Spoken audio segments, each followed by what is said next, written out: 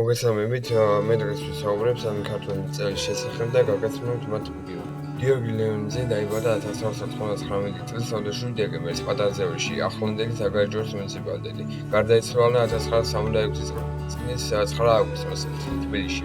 მწერალი ქართველი მწერალი, პოეტი, საზოგადო მოღვაწე, საქართველოს მეცნიერებათა აკადემიის აკადემიკოსი, საქართველოს СССР უმაღლესი საბჭოს მესამე, მეოთხე და მეხუთე მოწვევის დეპუტატი.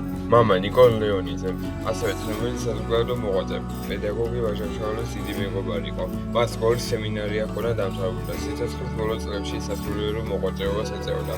დედა სოფიო გულისაშვილი, ქართული ენის და ლიტერატურის ისტორიის და ხალხური სიტყვების საუკეთესო მცოდნედ ითვლებოდა. ნიკოლ ლეონიძის ოჯახში იკრიბებოდნენ ქართული საზოგადოების გამოჩენილი წარმომადგენლები.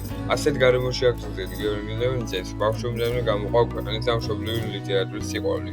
გიორგი ლეონიძის სწავლა-აღზრდაზე დიდი გავლენა მოახდინა მამის თანამედროვე მდიდარმა ბიბლიოთეკას. გიორგის მამა 2 წლის ასაკში გარდაიცვალა და უდიდესმის აღესრულა დედამის დააწვა მხრებს. პირველი ლექსი მცხედა ყრმობის ჟამს გამოაქვეყნა. 1 წლის შემდეგ ლექსი უძღვნა ვაჟა-შაველას, რომელიც საპასუხო ლექსით 1912 წელს დაიჭირა გაზეთ განათლებაში. გამოეხმაურა პოეტს. 1912 წლიდან ლეონიძის ლექსები სისტემატურად იბეჭდებოდა ჟურნალ-გაზეთებში, თუმცა პოეტი თავისი შეგნებული სამწერლო მოღვაწეობის დასაწყისად 1915 წელს ასახელებდა. გიორგი ლეონიძე დაკრძალულია მთაწმინდის მწერალთა და საზოგადო მოღვაწეთა პანთეონში. ოტიე იოსელიანი, მწერალი, დრამატურგი, კინოსცენარისტი, დაიბადა 1930 წლის 16 ივნისს ქუთაისის ახლანდელი წყალტუბოს რაიონის სოფელ გუშტებში. ოტიეც და მისი უმცროსი ძმა შალვაც ჯერ კიდევ აკვანში იყვნენ, როდესაც მამა გარდაეცვალა. 1961 წელს დაამთავრა სასულიერო მწერალთა კავშირთან არსებული უმაღლესი ლიტერატურის კურსები.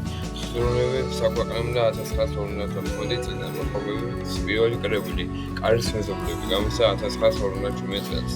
ნაყოფიერად მუშაობდა როგორც ნოველისტიკაში, ისე რომანის ჟანრში. წერდა პიესებსა და კინოსცენარებს. სკოლის წლებს მწერალი დიდ ადგილს შემოქმედებაში განსაკუთრებული პატივისცემით იხსენიებს ქართული ენის მასწავლებელს ქეთევან ბალანჩივაძეს, რომელიც 4 წელი დამრიგებელიც იყო. ქეთევანმა წარუშლელი კვალი დატოვა ბავშვობისდროინდელ მეხსენებაზე. მე-11 კლასში ჯერ კიდევ არავინ იცოდა, რომ მომავალ კლასიკოსი მწერალი ჰყავდათ გვერდით. ავტორია კინოსცენარებისა „ჩქარი მატარებელი“, „მალე გაზაფხული მოვა“, „თეთრი ქალიშვილი“ და სხვა. იოსელიანის სარგეული თხზულებანი თარგმნილია მრავალ სხვა ენაზე. გარდაიცვალა 2011 წლის 14 ივლისს. დაკრძალულია სოფელ გუშტებში, საკუთარი სახლის ეზოში. ლადო ასათიანი დაიბადა ქუთაისში 1917 წლის 14 იანვარს პედაგოგების ოჯახში. საშუალო განათლება მშობლიურ სოფელში ბარდანალაში მიიღო. წარმატებით დაამთავრა ცაგერის სასოფლო სამეურნეო ტექნიკუმი და გახდა ქუთაისის პედაგოგიური ინსტიტუტის სტუდენტი. 1928 წელს დაამთავრა ქუთაისის პედაგოგიური ინსტიტუტი, ქართული ენისა და ლიტერატურის სპეციალისტი. პირველი ლექსი „თებერვლის დილა“ გამოაქვეყნა 1926 წელს ქუთაისის გაზეთ „სტაინელში“. პოეტის დედა ლიდა ცქიდიშვილი ქართული ენის პედაგოგი იყო. ლადო ასათიანის პირველი ლექსი რომ დაიბეჭდა, გაზეთი დედას გაუგზავნა. იმ დროს პოეტის დედა უკვე მოკვდავ იყო. გაზეთს არ აძლევდნენ, მაგრამ ქართული პატრიოტების თხოვნით შემდეგ წააკითხეს შვილის ლექსი. 1958 წლიდან ლადო საცხოვრებლად და სამუშაოდ თბილისში გადავიდა, სადაც მუშაობა დაიწყო გაზეთ „ლენინელის“ რედაქციაში, რომელიც ოპერის მოპირდაპირედ მდებარეობდა. ამ პერიოდში გაიცნო ლადო ასათიანმა მომავალ მეუღლე ანიკო ვაჩინაძე, რომელიც ეკონომისტად მუშაობდა მწერალთა კავშირში. ლადო ასათიანი 1953 წლის 23 ივნისს 26 წლის ასაკში გარდაიცვალა. ის ვაკის სასაფლაოზე დაკრძალეს.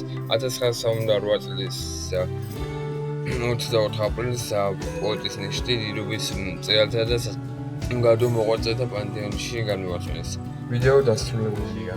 ხოლმე გამოიწერეთ ჩემი არხი, რათა არ გამოგჩნდეთ ახალი ვიდეოები.